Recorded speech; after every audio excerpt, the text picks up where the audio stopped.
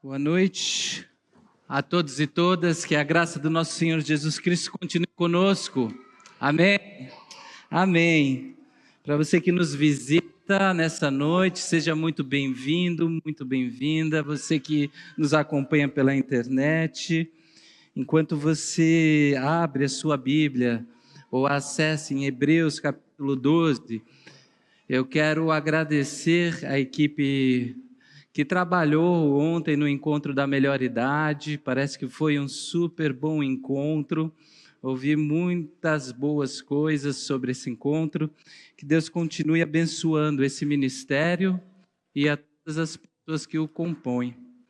Nós vamos ler nessa noite um versículo do capítulo 12 do livro de Hebreus, que se encontra no Novo Testamento da nossa Bíblia.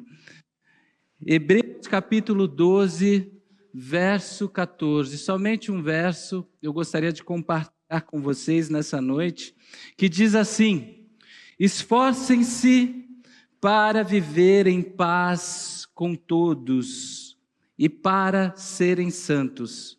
Sem santidade, ninguém verá o Senhor.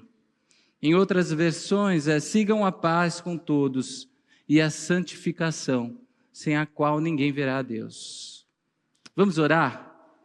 Deus, nós te agradecemos porque nós temos o privilégio de participar desse momento como comunidade, de te louvar, de abrir o nosso coração, de participar daquilo que o Senhor tem feito em nós e através de nós, com aquilo que o Senhor nos dá e que nós podemos partilhar, nosso tempo, nossos recursos, as nossas palavras, os nossos gestos, mas também porque o Senhor fala conosco através da sua palavra. Assim nós cremos e assim nós sabemos, porque a sua palavra tem nos transformado e nos chamado a um processo de santificação constante. E nós te pedimos que não seja diferente nessa noite, que a sua palavra invada os nossos corações e opere as transformações necessárias em nós, para o nosso bem, para o bem de muitos, para a sua glória, no nome de Jesus. Amém. Amém. Esforcem-se para viver em paz com todos. Eu acho que a gente precisa falar sobre isso, paz. Sobretudo hoje, para os corintianos, paz. E sobretudo nos momentos que a gente vive. A gente vive em um momento um pouco difícil, assim. A gente precisa falar sobre paz, não apenas porque ela é uma realidade que precisa ser posta, tanto que é desejada no nosso mundo, mas também porque, entre todas as coisas que nós fazemos como igreja, nós objetivamos um mundo, uma sociedade, comunidades de paz. A igreja existe no mundo também, e talvez seja um dos papéis mais importantes da igreja para ser promotora da paz. Não fosse isso, o nosso mestre não teria sido profetizado antes mesmo, do seu nascimento pelo profeta Isaías, que ele seria, Jesus, o príncipe da paz. Palavras do profeta Isaías falando sobre o Messias que viria depois de muito tempo dele, e que ele seria nomeado, ou teria um dos seus nomes como o príncipe da paz. Nós somos lembrados por autores distintos na nossa Bíblia, de que nós devemos ser promotores dessa paz, que nós devemos viver em paz com todos. O próprio apóstolo Paulo, semelhante a esse autor de Hebreus, diz: se possível, naquilo que depender de você, naquilo que depender de vocês, ele escreve para uma comunidade: tenham paz com todos. E é interessante, porque eu fiquei pensando em outros contextos que não da igreja, mas se a gente tivesse que falar para uma pessoa que está interessada, porventura, em saber qual que é o objetivo da gente de se reunir como igreja. Uma pessoa que não tem familiaridade com igreja, que não tem cultura de igreja, que não cresceu dentro de uma igreja, sabe, que não tem acesso a toda essa linguagem que a gente tem, e perguntasse para você, nesse mundo, o que vocês, na sua existência, no seu cotidiano, vocês se juntam como igreja? Qual que é a relevância de ser igreja nesse mundo? E veja bem, como que você responderia a isso? De uma maneira que essa pessoa pudesse entender, porque a gente tem um negócio engraçado, a gente que vive na igreja, a gente que cresceu na igreja, a gente que tem familiaridade com a igreja, a gente tem um vocabulário específico para falar dessas coisas, Então, às vezes, a resposta que a gente dá a essas pessoas que perguntam qual que é a relevância da igreja no mundo, às vezes é uma resposta que não contribui em nada para a compreensão do nosso interlocutor, da pessoa que está nos ouvindo, Porque geralmente a gente fala assim, a nossa missão é glorificar a Deus e gozá-lo. Talvez você entenda isso, porque você cresceu na igreja, porque você é da igreja, mas e quem não cresceu? Ou a gente fala, nossa missão é batizar as pessoas em nome do Pai, do Filho e do Espírito Santo. Qual que é a relevância para a pessoa que não tem uma cultura de igreja, para que ela entenda a missão da igreja, E como que a gente responde isso? Então eu fiquei me perguntando, se eu tivesse que explicar, como já aconteceu para alguns amigos que não são cristãos, como é que eu falo? O que eu faço? Por que eu dedico, por exemplo, a minha vida em função da igreja? Como é que eu vou explicar esse negócio? E eu acho que uma das formas, segundo a minha compreensão, talvez mais fácil de falar sobre a nossa relevância, o nosso objetivo de ser igreja, a nossa missão de ser igreja, é que nós somos nessa terra uma comunidade que se esforça para viver em paz e semear a paz no mundo. Quer dizer, nós somos uma comunidade nessa terra que recebeu de Jesus, o nosso Senhor, essa vocação de caminhar de tal maneira de que, no que depender da gente, os ambientes que nós frequentamos, as pessoas com quem nós nos relacionamos, sejam relacionamentos pacíficos, sejam ambientes pacíficos e pacificados, porque essa história é contada no livro de Gênesis. Eu não sei se você se lembra, lá no comecinho da nossa Bíblia, no livro de Gênesis, a história da criação do mundo, a história da criação da humanidade, é a história de um Deus que cria, colocando paz, harmonia na criação, trazendo as coisas, tirando as coisas do caos e trazendo as coisas para uma paz. E o que a Bíblia diz em toda a sua poesia, no capítulo 1, 2 e 3, em toda a sua narrativa, é que em algum momento, aquela paz, aquela harmonia foi quebrada por nós, seres humanos, humanidade, e nós trouxemos um caos para a nossa existência, nós trouxemos um caos para o nosso mundo, nós trouxemos o caos para a nossa sociedade, e Deus então começa a retrabalhar com o ser humano, a recriar tudo aquilo que ele fez, e a partir então da figura de Jesus, ele começa então a restabelecer a paz novamente na humanidade, nesse Deus que encarna em Jesus e vem ser o príncipe da paz. E é por isso que a Bíblia, ela tem diversos significados para a gente falar sobre paz. Por exemplo, quando a Bíblia fala de paz, ela pode falar, por exemplo, da paz do ser humano com Deus.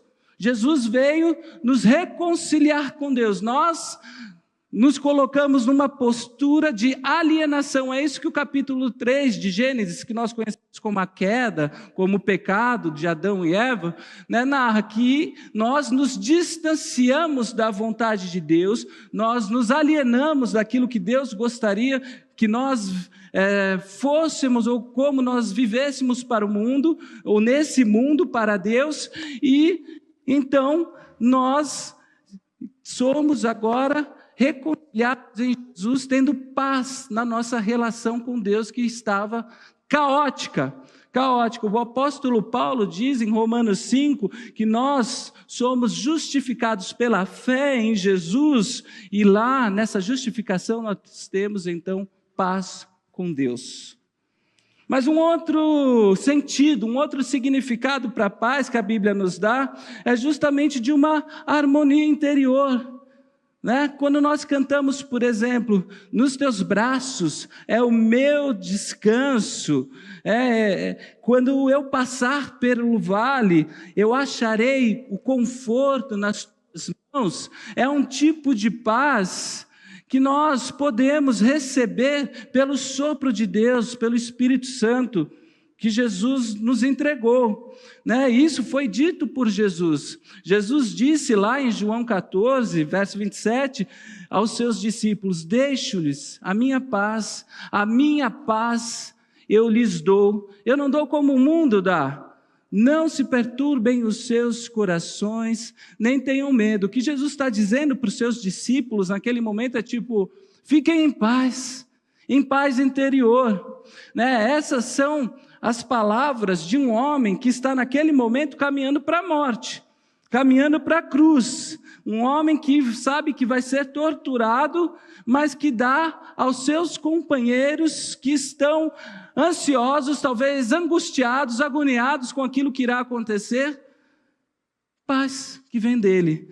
Como a paz que excede, nós dizemos, todo entendimento, a paz que é capaz de visitar o nosso coração nos dias mais difíceis da nossa vida, uma paz que guarda os nossos corações e as nossas mentes, como diz o apóstolo Paulo. Então, existe uma dimensão de paz da Bíblia, também que é uma paz de uma interioridade, que é o alívio dos nossos pesos, o alívio das nossas culpas, o alívio dos nossos lutos, das nossas ansiedades, dos nossos medos, das curas que nós precisamos viver. O apóstolo Paulo vai dizer que em oração nós temos essa resposta de paz que excede todo entendimento que Deus nos dá. Uma paz interior que nós podemos alcançar com a visita do Espírito Santo. A Bíblia também fala de um outro tipo de paz, uma paz um pouco mais paradoxal, uma paz que exige luta, uma paz que confronta todo o sistema caótico do mundo. Por exemplo, uma paz que aposta para uma nova construção de sociedade, segundo o paradigma daquilo que Jesus chama nos seus evangelhos de reino de Deus. Reino de Deus, porque segundo as Escrituras, o reino de Deus não é comida nem bebida, mas é justiça, paz e alegria para todos, no Espírito Santo.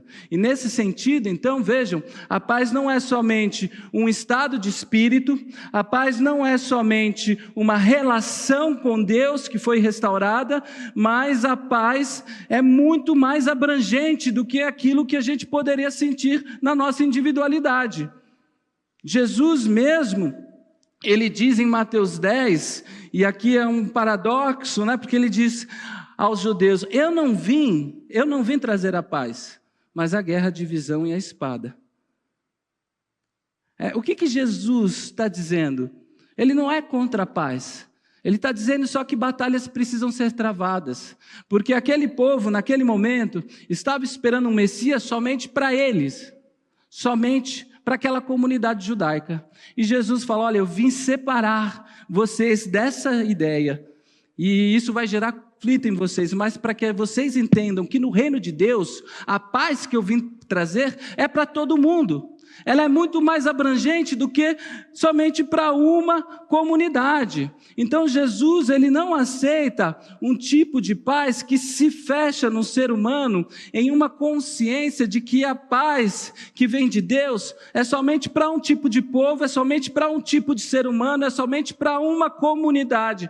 Porque nesse sentido, Jesus veio separar e ampliar a paz que vem de Deus, através da noção que a gente tem de reino de Deus. A paz segundo o reino de Deus é lutar para que outros todos os seres humanos, os diferentes de nós, inclusive, que vivem nesse caos social, encontrem lugares de paz. A vida cristã, ela é uma luta por paz, uma luta não violenta, não é uma paz que se faz com guerra violenta. Jesus, ele é um pacificador que luta numa luta não violenta, mas é trabalhar pela justiça de Deus. Inclusive o Salmo 85 diz que vai chegar o dia em que a justiça vai beijar a paz. Então, nesse sentido, a paz, ela é uma paz coletiva, ela é uma paz social, ela é uma paz que Jesus nos chamou como igreja, como discípulos e discípulas, para construirmos, não apenas nas nossas relações individuais, nos nossos encontros pessoais, mas uma paz que fala de uma grande comunidade, ou se você assim quiser, de uma humanidade restaurada.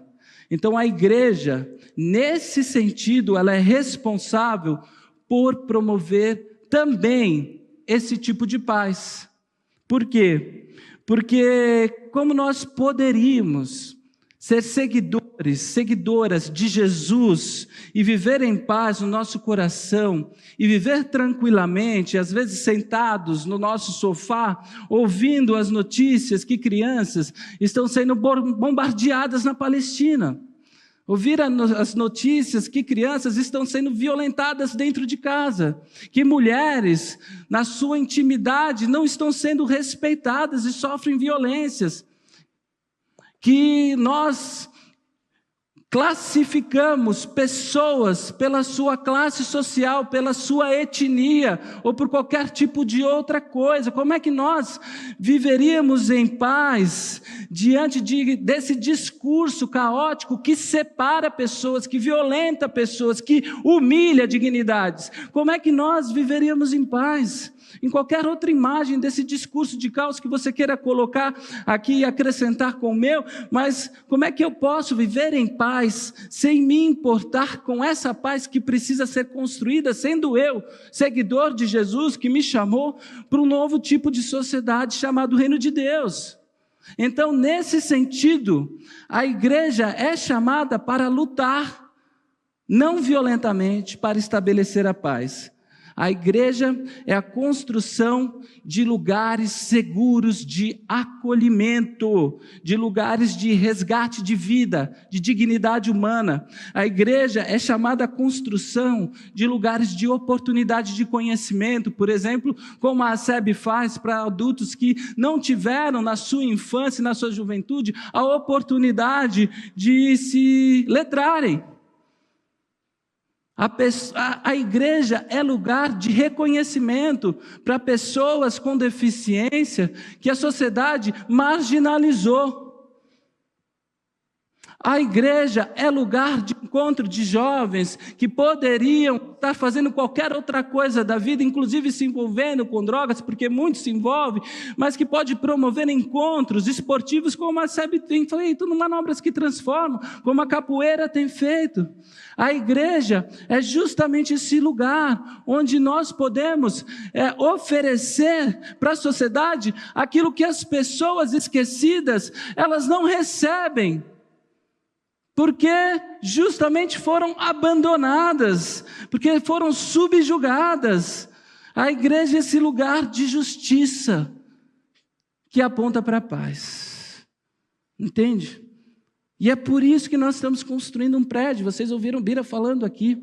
Esse prédio a gente vai usar para o nosso serviço religioso no domingo, mas esse prédio vai servir a nossa comunidade, para que a gente possa ter mais lugares de acolhimento. A igreja é esse lugar onde crianças podem ser atendidas num trabalho psicopedagógico,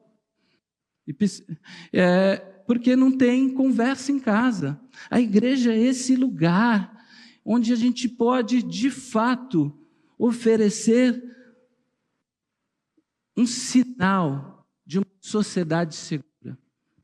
E é por isso que a gente tem trabalhado, e é por isso que a gente precisa talvez mudar uma chave na nossa cabeça, porque às vezes a gente fica assim, poxa, mas a gente não tem trabalho evangelístico. Eu perguntaria assim, mas o que é um trabalho evangelístico? É só eu pregar, fazer um apelo e falar, quem quer aceitar Jesus, vem? Não me parece que é só isso, porque o encontro com Jesus, ele se dá de várias maneiras. Às vezes ele se dá num apelo. Muita gente aqui talvez tenha atendido um apelo de um pastor, de uma pessoa, em algum momento da sua vida. Mas um trabalho evangelístico, no sentido de ser do evangelho, é também esse trabalho de construção de um novo reino, abrangendo todas as pessoas, até aquelas que não querem dobrar os joelhos para o nosso Deus, até aquelas que não querem ou falam que não querem, porque às vezes nem conhecem, querem ter um relacionamento com o nosso Deus. Nós ainda assim vamos construir lugares de paz para elas, porque esse é um trabalho evangelístico, é assim que nós testemunhamos do nosso Senhor Jesus nesse mundo.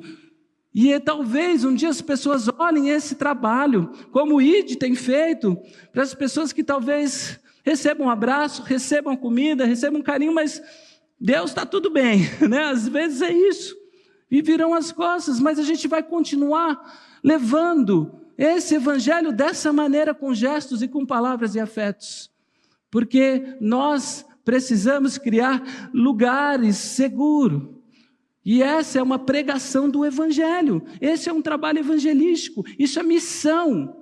Missão não é converter as pessoas, porque a gente não converte ninguém, a gente testemunha com a nossa vida e de repente a gente ora e torce para que o nosso gesto, as nossas palavras, elas sejam tão envolventes, sejam tão transformadoras na vida de uma pessoa, que a pessoa pergunte, mas por que você está fazendo isso?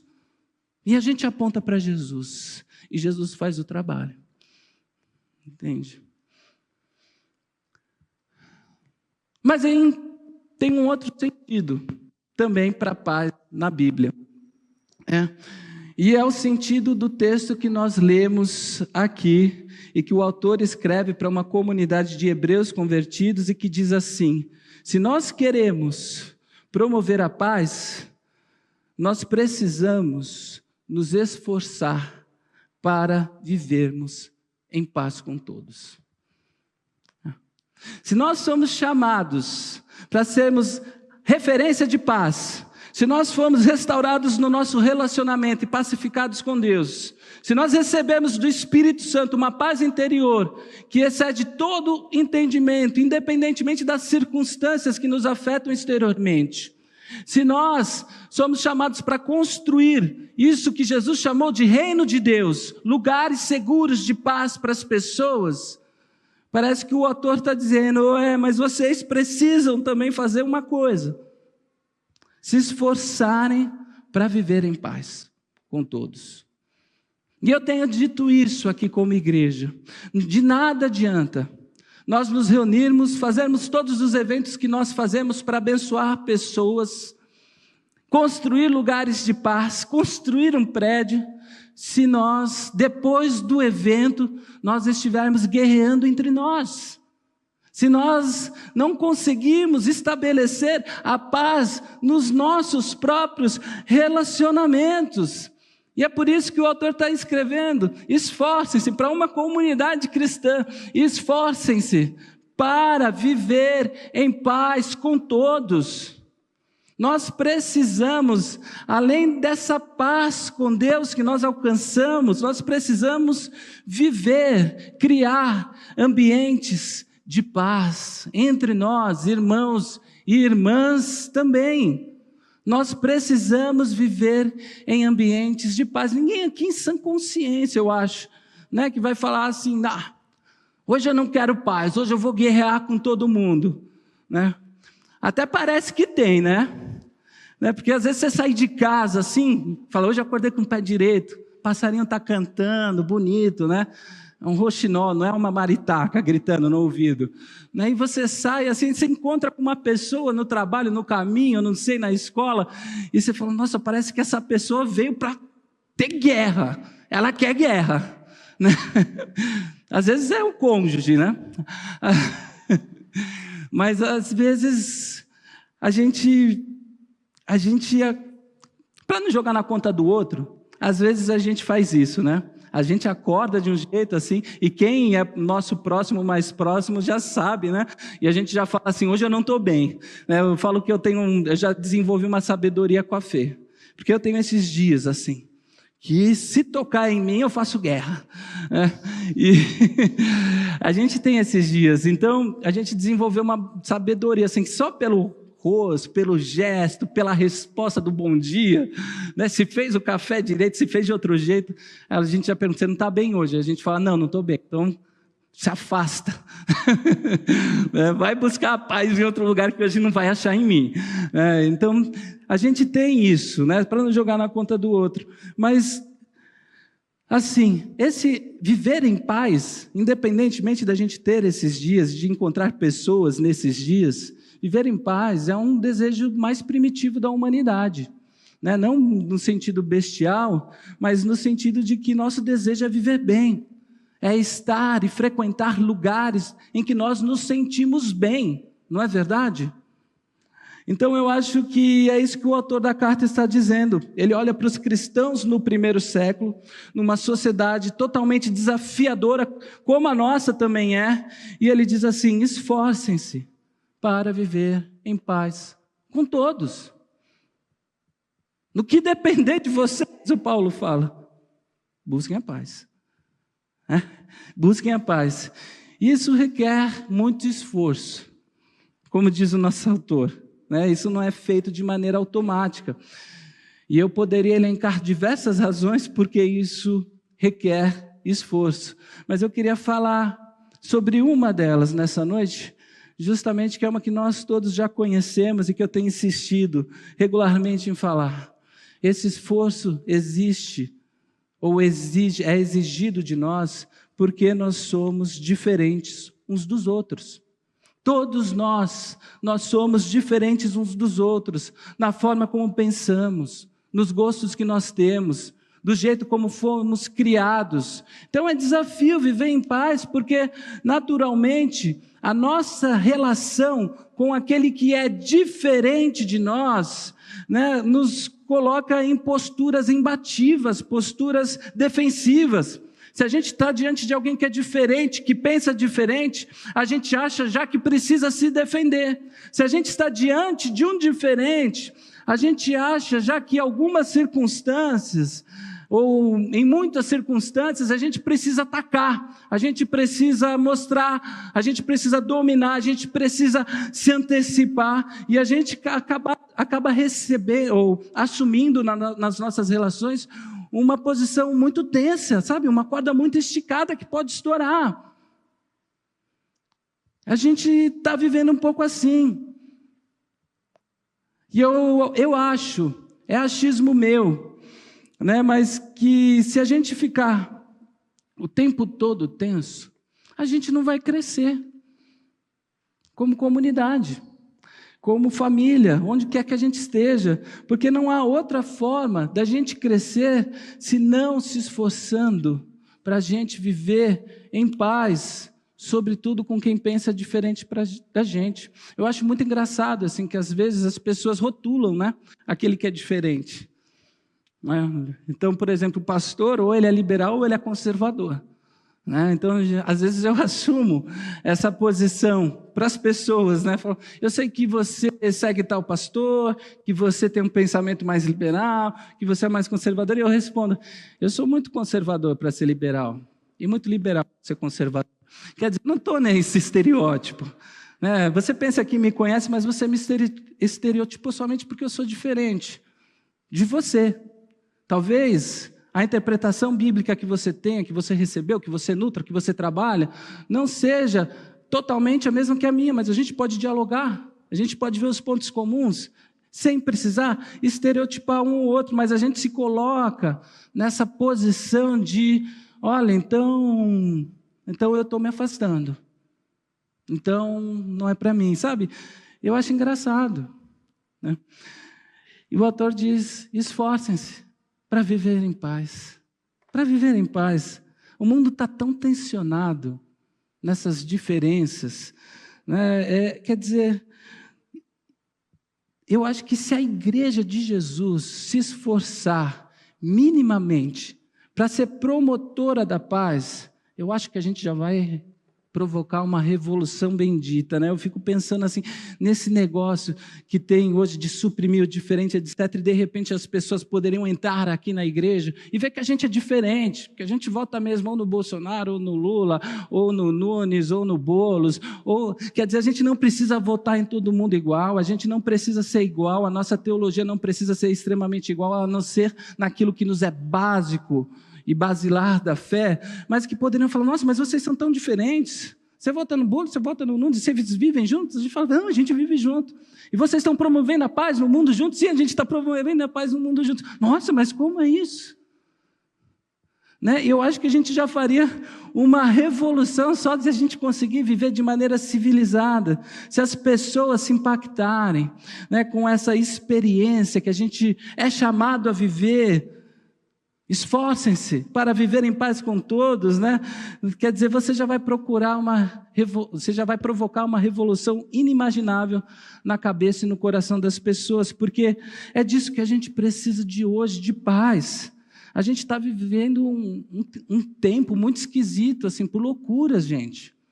Às vezes nas relações dos nossos próximos mais próximos, famílias, assim, por questões que a gente poderia dizer, assim, não são questões essenciais, que estão quebrando, porque não conseguem viver em paz. E num cenário como esse, a gente precisa ser essa sanidade no mundo e na sociedade, de dizer, chegar e falar assim, dar um passo para trás e falar, opa, peraí, por que a gente está se odiando mesmo? Por que a gente está se pegando? Né? Quer dizer, tem como a gente parar com isso? Tem como a gente continuar caminhando junto? Então a igreja é um laboratório, sim, para a sociedade. Quando ela atende esse esforço, ela vive tentando, né, viver em paz. Eu falei isso há semanas aqui no culto de manhã, né, quer dizer, na igreja a gente convive com gente tão diferente. A igreja ela coloca todo mundo assim, que num lugar que talvez fora da igreja a gente não encontraria essas pessoas de idade diferente, pessoas que sabem mexer com tecnologia, pessoas que não mexem com tecnologia, corintianos e flamenguistas, mesmo depois de um jogo tão feio, né? Quer dizer, né, Antônio? Até baiano flamenguista, né? Oi? Hã? Flamengo. Não tem time, tem Bahia. Mas, enfim, as minhas brincadeiras hoje foram feitas para favorecer o Corinthians, então eu não consigo. As minhas ilustrações, elas caíram aqui por terra. Mas eu fico pensando, né? A gente vive em ministérios na igreja, com pessoas diferentes. Ontem talvez tenha sido uma experiência, eu olhei nas fotos, tinham pessoas mais novas, pessoas mais velhas, pessoas de idade média, né? Pessoas que vão se encontrando, que em qualquer outro lugar do mundo não se encontrariam, não procurariam esse tipo de relação, né? Pessoas que falam, não, em que a bolha, o Instagram, né, vai deixando a gente sempre de um lado ou do outro, né? E de repente a igreja coloca todo mundo que é diferente nesse mesmo objetivo, nesse mesmo lugar de promotores da paz, de discípulos e discípulas de Jesus, e nesse espaço onde tantas pessoas que não estariam em outro ambiente juntas, né, se encontram, conversam e descobrem as suas histórias, e descobrem às vezes que na diferença, ouvindo a história do outro, elas conseguem ter pontos afins. Essa disposição de a gente falar das nossas histórias, de ouvir a história do outro, né, faz com que muitas armas caiam por terra. Muitos estereótipos não se sustentem, porque a gente olha, por exemplo, as pessoas das quais a gente fazia observações específicas, né? Às vezes eu ouço isso, e a minha prática no gabinete tem sido mais ou menos essa, assim, a pessoa vem e fala, eu não suporto fulano, ou fulano não fala comigo, ou ciclano fez isso, etc. Eu falo, você sabe por que ele está fazendo isso? Já tentou conversar? Porque às vezes eu sei do momento, eu falo, fulano está passando por um período específico, difícil, está tratando isso, está tratando aquilo. Ah, é? Quer dizer, ouviu a história, entende? E muda a percepção. que não justifica talvez a atitude ou a ação que a pessoa teve, mas que faz compreender o porquê que ela agiu daquela maneira, o porquê que ela está agindo assim. E às vezes a gente descobre até coisas afins, né, que existem afinidades que eu não via antes quando a gente ouve a história. E não é que a gente vai se tornar amigo de todo mundo, não é isso que eu estou dizendo. Né, tem a ver com compreender essa possibilidade que a igreja nos dá de lidarmos com jornadas diferentes das nossas, sabe? Nessas histórias que a gente ouve, a gente perceber que a beleza daquilo que nos une é um negócio que a gente não vê em lugar nenhum fora daqui. A igreja de Jesus é um laboratório social, inclusive do ponto de vista das relações humanas. É uma escola para a humanidade. E é isso que está nesse discurso. Sigam a paz com todos, esforcem-se para viver em paz com todos.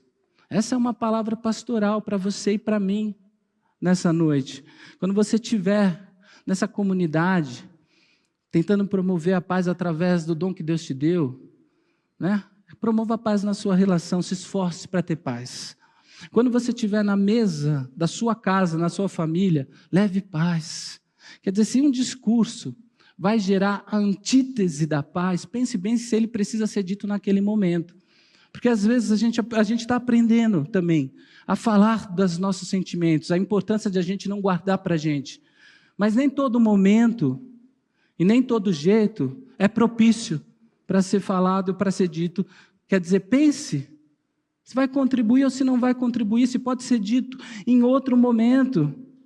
Né? Quer dizer, esforcem-se para viver em paz, em casa, no casamento, com o filho, com a filha, na faculdade, com o namorado, quer dizer, porque essa é a nossa relevância. Mas tem mais uma coisa que o texto diz. O texto diz: sigam a paz com todos, ou esforcem-se para viver em paz com todos, e persigam na santificação, porque sem ela ninguém verá a Deus, ninguém verá o Senhor. E eu acho que essa segunda parte é complementar da primeira, porque eu diria a você que a possibilidade de buscar a paz é uma realidade ao alcance de todos. Eu não preciso ser cristão para buscar a paz, tá certo? Eu não preciso ser cristão para buscar a paz nos meus relacionamentos. Qualquer indivíduo pode ser um promotor, inclusive, da paz. Qualquer indivíduo pode ser aquele que se propõe nessa vida como uma pessoa disposta a fazer com que os ambientes que frequentem, as relações que tem, sejam relações pacíficas e ambientes pacificados. Agora, na segunda parte do texto, é uma parte que amarra bastante com essa primeira, que é a nossa vocação de sermos igreja de Jesus, de sermos seguidores e seguidoras de Jesus, porque o que a segunda parte do texto diz é: busquem a santificação. Busquem a santificação, que é um termo muito religioso, né? Muito cristão. E eu vou tentar explicar aqui de um outro jeito. Na santificação é a descrição religiosa de um empenho, de uma disposição que os discípulos de Jesus têm, porque foram chamados para se assemelharem a Jesus, para assemelharem a vida deles a Jesus. É isso que é santificação, é esse que é o processo de santificação. Santificação é uma disposição profunda, uma disposição do coração, para que a construção da paz, seguindo o exemplo de Jesus, a partir da gente, tem a ver com o nosso compromisso com a ética e a vida de Jesus. Então vejam bem, buscar ser santo não tem a ver como viver uma regra moral, propriamente dita. Não tem a ver. Não é subscrever uma cartilha de moralidade. Buscar ser santo não tem a ver com isso. A busca pela santidade Inclusive na minha juventude foi assim, na minha adolescência. Foi dita para mim que ser santo era ser separado, que ser santo era não ser como o outro, que ser santo era cumprir uma cartilha de moralidades específicas ao ponto de que você se mostrasse dentro de uma vida mais perfeita que o outro para se viver. Assim que eu compreendi, não sei se foi assim que me foi dito, né? Mas essa é uma vala, é uma armadilha que nós, discípulos e discípulas de Jesus, podemos incorrer, porque a gente pode cair justamente na imagem, na tentativa de ser um santarrão, né? Lembra da música antiga que existia? No domingo é santarrão, mas na segunda, terça, quarta, quinta, sexta, sábado, não é santo não, né? Qual que é a imagem que essa música passa? Essa música passa a imagem de que, de alguma maneira, a gente precisa ser santarrão todos os dias. Quer dizer, a gente precisa viver dentro de um padrão de moralidade todos os dias. E essa música, ela acaba mostrando para a gente, ou essa ideia melhor, né, de que aqueles que tentam abraçar a santidade como uma tipo de moralidade, acabam caindo uma consequência de uma consciência, na verdade, de que não conseguem cumprir, sabe? E conseguem se ver somente como pessoas ocas, porque viver dentro de uma cartilha de moralidade todo o tempo, não dá. A gente não suporta, a gente não consegue, a gente não é perfeito, né? Quer dizer, eu não estou dizendo que a gente não tenha que ter um modo de vida diferente, só estou dizendo que a santidade não é isso. A santidade não é isso, porque eu posso assinar um documento, eu posso dizer a regra é essa, e esse negócio não ser praticado nunca por mim. E se eu me ater à santidade como essa moralidade, né, seja com tipo de teologia A, com tipo de teologia B, com tipo de teologia B, eu vou sempre me ver como insuficiente e culpado. Lógico que Jesus me chama para transformação, mas vejam, quando a Bíblia diz, lá em Levíticos, sede santos, porque eu sou santo, porque eu, Yahvé, o Senhor, sou santo, ela não está chamando a gente para ser Deus, ou deuses, ou pequenos deuses. Ser santo é ser justamente identificado como alguém diferente dos outros deuses. Quando Deus diz para o povo de Israel que Ele é santo, Ele está mostrando a esse povo a sua singularidade. Ele está mostrando para esse povo a sua especificidade, a sua identidade. Como é que é Deus? Deus é isso. Entende? Então, quando Deus nos chama para sermos santos como Ele está chamando a gente para mostrar a nossa singularidade de sermos seguidores e seguidoras de Jesus. O que é ser santo? Para Deus, ser santo é mostrar uma identidade. Eu sou diferente desses outros deuses e ajo de uma maneira diferente. Eu tenho uma identidade. O que é ser santo? Para nós que somos chamados para sermos santos e vivemos esse processo de santificação. Ser perfeito? Não. Sermos deuses? Não. É mostrarmos uma identidade de seguidores e seguidoras de Jesus. A nossa singularidade. A nossa especificidade. Para o mundo, para as nossas relações. Então, quando a Bíblia diz ser de santos, ela está dizendo isso. Nosso compromisso com santidade não tem a ver com orar numa cartilha determinada. O nosso compromisso com santidade é buscar o porquê de nós sermos os seguidores e seguidoras de Jesus e agirmos como tais. É permitir que a vida de Jesus, os valores de Jesus ganhem forma na gente. Eu gosto do apóstolo Paulo porque ele fala disso assim, de uma maneira muito singular, lá para a comunidade de Galácia, lá em Gálatas. Né? Ele chega num momento que ele diz assim, eu acho que ele passa por um momento em que todo líder de ministério, pastora, todo mundo que tentou operar transformações, né, fazer com que as pessoas vivessem de uma determinada maneira, passa. E ele chega a falar assim que, olha, eu não sei se esse empenho apóstolo, né, que eu estou colocando para que vocês vivam, cresçam em santidade, vai dar certo. Ele fala, eu não sei. É engraçado. O Paulo faz uma confissão dizendo que tem medo de que todo esforço dele não chegue em lugar nenhum. Em lugar nenhum. Depois, eu acho que está lá no capítulo 3 ou 4, assim, você vai lá e vê o desabafo do Paulo, né?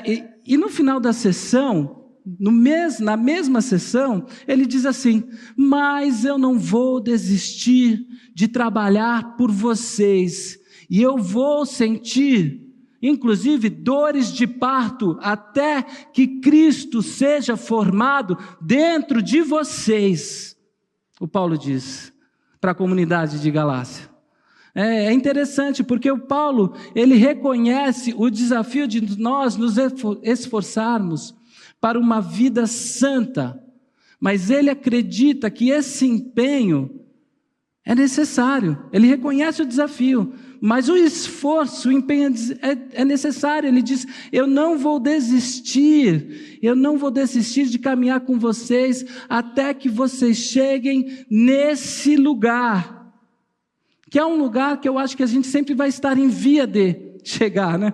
Não é um lugar assim que a gente vai chegar, pelo menos nessa realidade.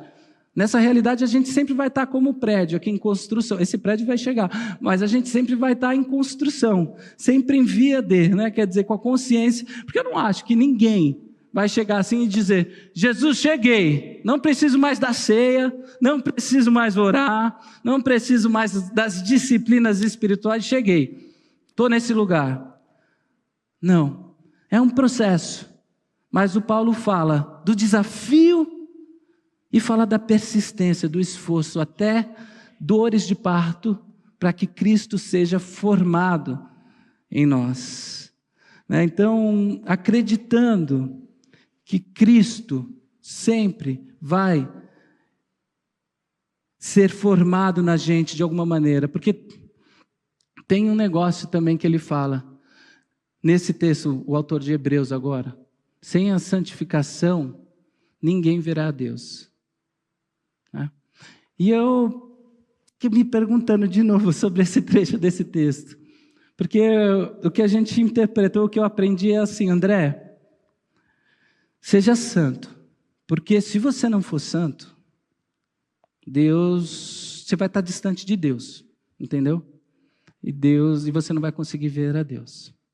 Foi isso que eu aprendi. Mas depois eu percebi que esse é um tipo de interpretação que sustenta a salvação, a fé, pelas obras.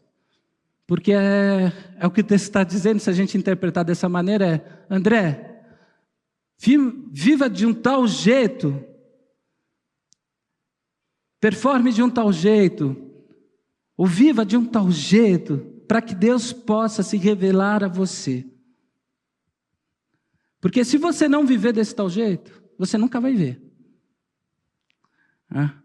Mas eu acho que não é isso que o texto está dizendo. Eu acho que o texto ele está lembrando a igreja, aquela comunidade, e a nós, nessa noite, da nossa vocação.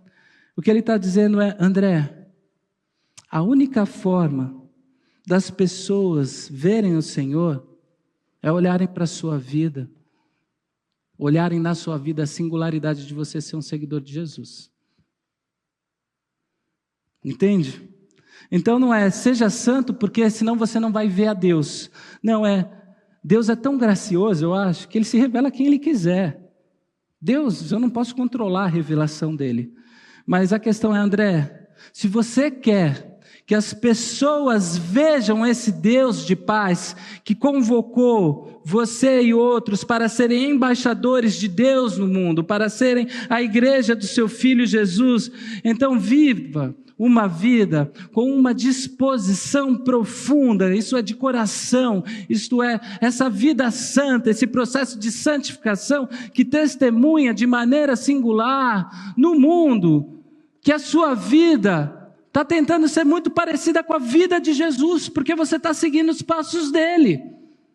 E as pessoas vão olhar a sua vida e vão ver a Deus. Agora, se você não viver esse processo, elas vão olhar a sua vida e não vão ver a Deus. E parece que é isso que o autor está dizendo para a comunidade. É assim que o milagre vai acontecer. É assim que a gente constrói a paz. Quando a gente se empenha, quando a gente vive com essa disposição profunda de viver o Evangelho de Jesus com todas as nossas limitações, as limitações que a gente sabe que tem, porque a gente sabe que a gente não é perfeito, mas porque Deus é bom, e a vida de Jesus então vai começar a ser vista através da gente. É um processo de santificação. E aí as pessoas vão dizer, talvez que não conheçam, é isso, nossa, então é isso, Jesus, que legal, estou com vontade de me aproximar, estou com vontade de conhecer mais, estou achando relevante, talvez até diga, eu quero participar desse negócio. Isso é um trabalho evangelístico, né? Então esforcem-se, o autor diz, para viver em paz e para serem santos, porque sem santidade o mundo não vai conseguir ver a Deus. Sem a gente se colocar com essa singularidade de seguidor e seguidora de Jesus no mundo. A minha palavra e a minha oração nessa noite é: seja um promotor, uma promotora da paz. Não só naquilo que você pode construir, não só na sua relação íntima com Deus, mas na sua relação com o outro. Seja um promotor da paz. O mundo precisa desse testemunho nosso. Precisa de mais. Leve a paz para a sua casa, meu irmão, minha irmã. Leve a paz para os seus relacionamentos. Leve a paz para os seus trabalhos. Amanhã, né? Antes de você chegar no seu trabalho, leve a paz para lá. Viva aqui nessa comunidade, relações de paz. Mas não qualquer paz. Leve essa paz que demonstra a singularidade que você tem, sabe? Que você carrega de ser discípulo e discípula de Jesus, que nasce justamente de um compromisso de vivermos os mesmos passos, os mesmos valores de Jesus. Leve essa paz que tem uma explicação. Sabe por que você faz isso? Porque você tem sido paciente, porque você insiste, porque você perdoa, porque você faz sem ganhar nada. É porque eu estou buscando a paz com todos, porque no fundo eu estou num processo aqui seguindo Jesus de Nazaré, tentando viver a vida dele. É o príncipe da paz. Alguém diz que não há caminho para a paz, ela é mesma o caminho. A paz não é esse lugar que a gente vai chegar nessa realidade, mas esse caminho que é Jesus nos permite construir lugares, relações, ambientes pacificados e relações de paz. Então seja santo, seja santa, em nome de Jesus. Não santarrão, não santarrona, porque você não vai conseguir. É santo de verdade. Estou falando de santo de verdade, sabe? Essa gente profundamente consciente da sua limitação, consciente dos seus erros, mas que olha para a mesa de Jesus, que olha para a comunidade de Jesus, que olha para as escrituras que testemunham de Jesus e fala: eu preciso renovar meu compromisso. Diante de tantas coisas que me afetam no mundo, eu preciso renovar meu compromisso de seguir Jesus. Porque a santidade tem a ver com isso, não com lugar de perfeição moral, mas com lugar de caminho, de estrada, de seguimento de Jesus. E quando a gente estiver distante, a gente olha assim e fala: não, eu preciso correr mais rápido para continuar e não perder os passos do meu mestre. Você pode ser melhor pela graça de Deus. Você pode ser melhor. Eu creio nisso. Eu posso ser melhor. Eu creio nisso. Nós podemos melhorar todos os dias nesse processo de seguimento de Jesus. E essa é a explicação não religiosa para a santificação: se empenhar para viver uma disposição profunda todos os dias por Jesus, com Jesus, para o bem de muitos, para a glória do nosso Deus. Amém? Amém. Nós vamos cantar uma música e eu quero convidar você a fazer uma oração para que você renove, se assim você quiser, seu compromisso de fé com o nosso Salvador, o nosso Príncipe da Paz. E eu tenho certeza que